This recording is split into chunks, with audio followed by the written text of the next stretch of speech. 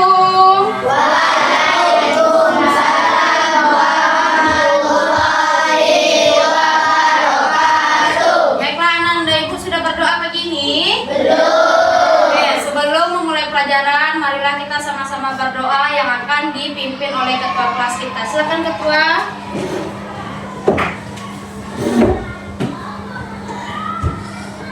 Siap, gerak. Sebelum belajar, mari kita berdoa. Berdoa dimulai. A'udzubillahi minasyaitonirrajim. Bismillahirrahmanirrahim.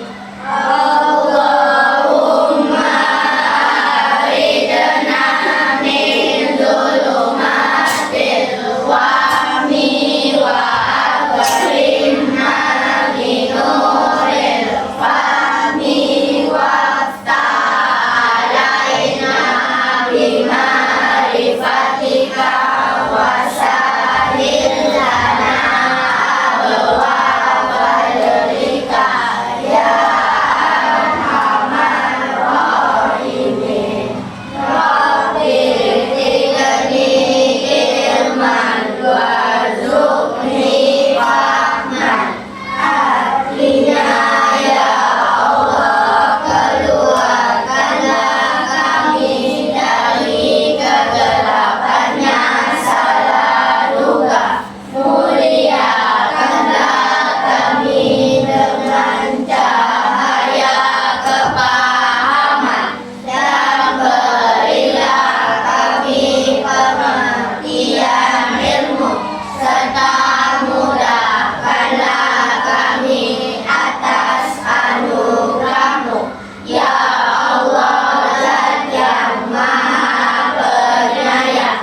Ya Allah, tambahkanlah kepada kami ilmu, dan berilah kami pemahaman yang baik. Amin, amin, ya Rabbal Alamin. Berdoa selesai. Ucapkan salam kepada ibu guru. Assalamualaikum warahmatullahi wabarakatuh. Waalaikumsalam warahmatullahi wabarakatuh. Bagaimana kabarnya hari ini, nak? Baik. Puas bersin tadi? Demam? Hari ini kita akan melanjutkan tentang konsep berpikir komputasional. Kemarin kan kita sudah belajar tentang kecerdasan artifisial atau AI. Oke, sebelum kita memulai untuk menumbuhkan jiwa nasionalisme kita, marilah kita sama-sama menyanyikan lagu nasional.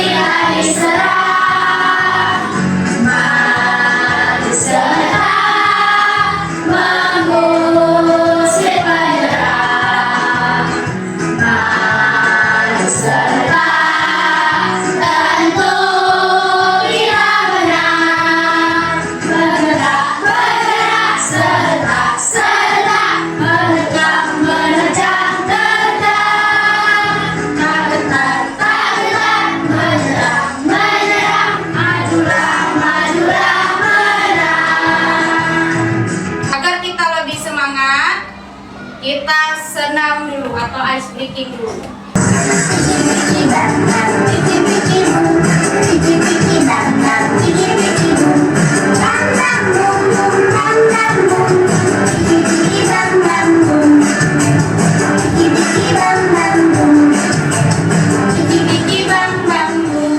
Oke, tepuk tangan. Kita lanjut ya. Kemarin kita udah belajar tentang kecerdasan artifisial, teknik atau teknologi baru AI. Ya, kamu buka HP pakai wajah itu AI. Kamu buka HP pakai sidik jari itu AI. Nah, sekarang bagaimana teknologi AI itu bisa dioperasionalkan sama manusia? Ya, manusia juga bisa berpikir dengan terurut atau sistematis seperti tadi. Berpikir komputasional berarti peserta didik memiliki kemampuan berpikir yang dapat menyelesaikan permasalahan ataupun persoalan sehari-hari dengan menggunakan teknik ilmu komputer. Ya, jadi kita bisa menyelesaikan masalah dengan teknik komputer. Kemudian berpikir komputasional ini dapat juga diartikan dengan pemecahan masalah dengan solusi menggunakan konsep berpikir dalam informatika. Atau dengan kata lain, berpikir komputasional merupakan kemampuan menyusun solusi dari masalah secara logis dan sistematis sehingga dapat diproses oleh manusia maupun komputer. Ya, jadi nggak hanya komputer yang bisa sistematis. Ananda ibu juga bisa berpikir secara sistematis.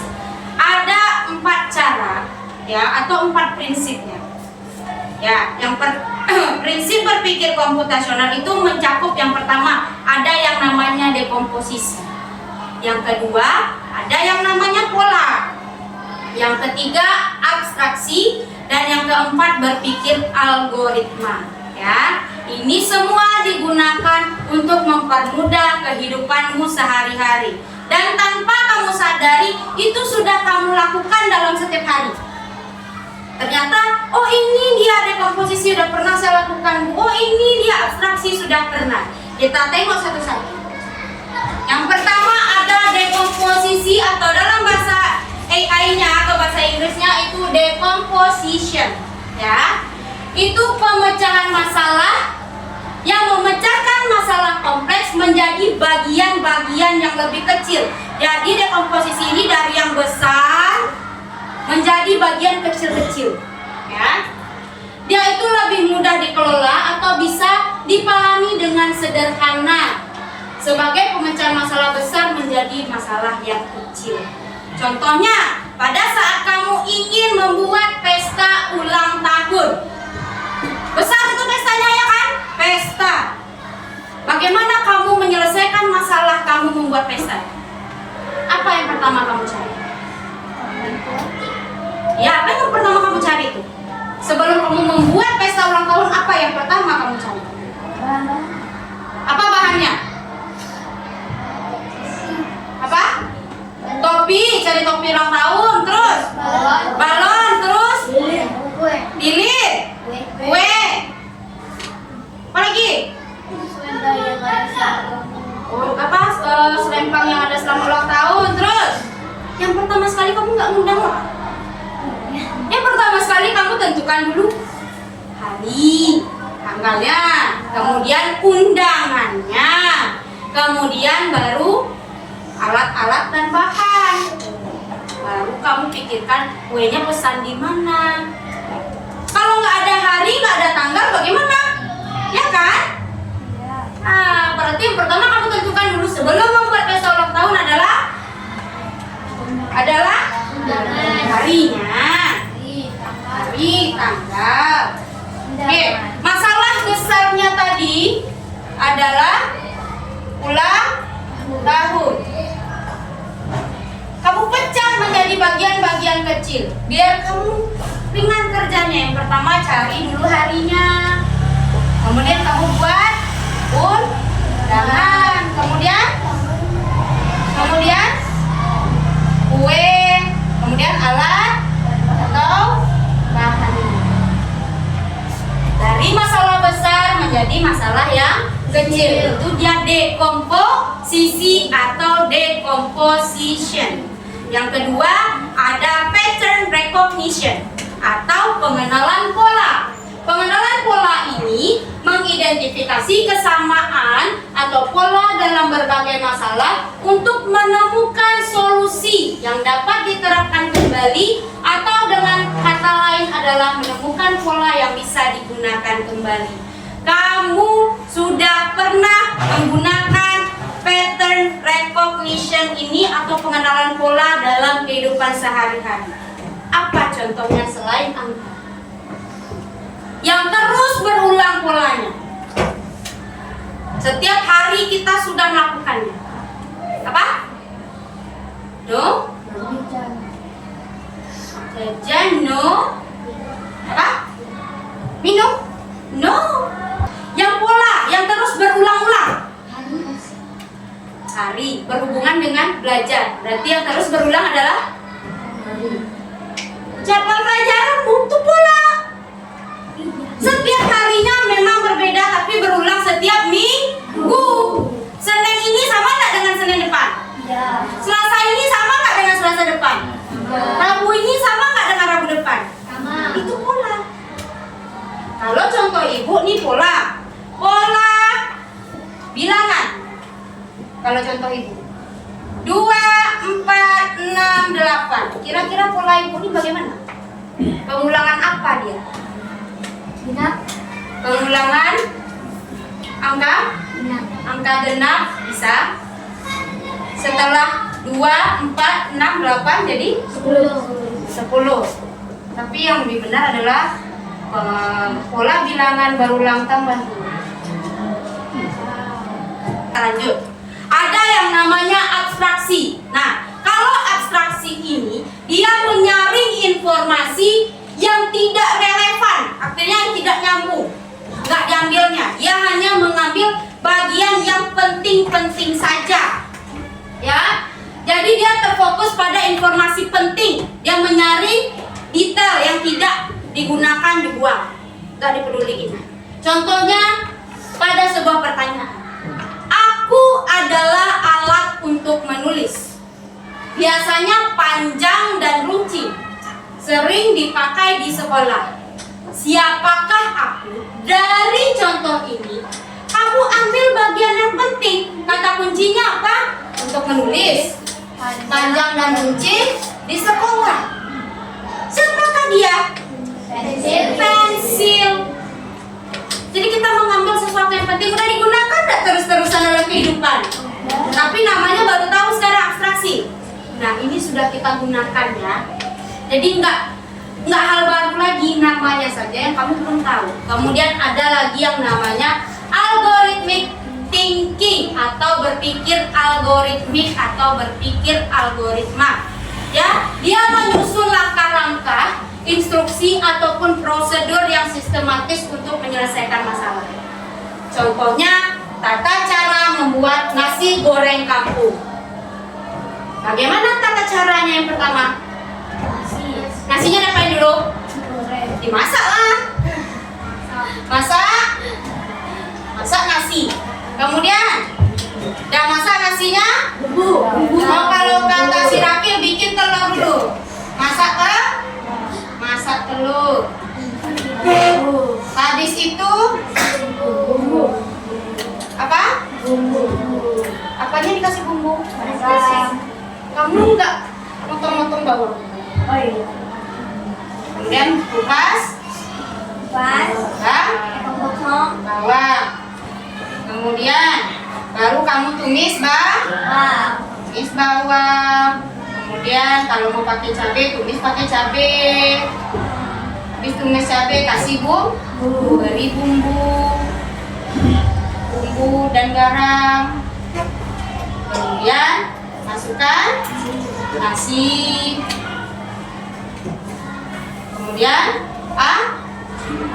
aduk. Yang 9, koreksi udah dilakukan nggak sehari-hari ini? Tata cara membuat telur dadar. Bagaimana caranya yang pertama? Pecahkan telur. Pecahkan telur. Ke dalam mana pecahkan telurnya? Oh, habis itu kasih garam. Habis itu diaduk apa dikocok? Kocok. Habis itu masukkan minyaknya kemana? Ke kuali. Habis itu nggak dihidup apinya. Hidupkan apinya. Kemudian setelah hangat minyaknya, masukkan telur.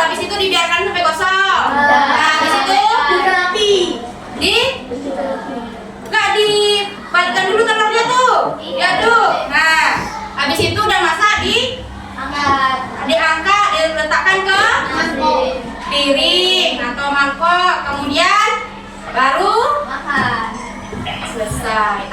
Udah pernah dilakukan semua kan? Yang pertama tadi namanya apa? Dekomposisi. Yang kedua, pola. Yang ketiga, abstraksi. Keempat, apa? Berpikir algoritma. Nih, kita lanjut pentingnya berpikir komputasional untuk memecahkan berbagai masalah dalam kehidupan. Ini pentingnya. Yang pertama, membantu menyelesaikan masalah dengan lebih mudah, ya. Kedua, membantu membuat keputusan yang lebih baik. Yang ketiga, mengajarkan cara berpikir kreatif dan terstruktur. Keempat, membantu menghemat waktu dan lebih efisien. Kelima, membantu beradaptasi dengan teknologi. Kalau dengan teknologi kita biasanya menggunakan dengan HP, laptop, dan jaringan. Kalau kamu tidak menggunakan teknologi, berarti kamu menggunakan pikiranmu sendiri. Tapi menggunakan cara sistematis seperti berpikir ilmu komputer. Ada yang ingin ditanyakan? Tidak. Kalau tidak, silahkan kamu bekerja di dalam kelompok. Itu kelompok 1, kelompok 2, kelompok 3, kelompok 4, ya. Oke. Boleh berdiri ke kelompoknya. Nanti kamu buat satu contoh. Misalnya kamu mau membuat yang cara membuat nasi goreng, boleh. Atau kamu membuat cara membuat es teh, atau cara kamu menciptakan pesta ulang tahun, atau cara kamu memecahkan suatu pola bilangan. Dari 4 tadi terserah mau pilih yang mana. Oke, silakan bekerja. Nih, udah tahu mau bikin apa? Udah tahu? Apa? Oke. Waktunya untuk presentasi kelompok. Silakan duluan kelompok 1 dibacakan hasilnya.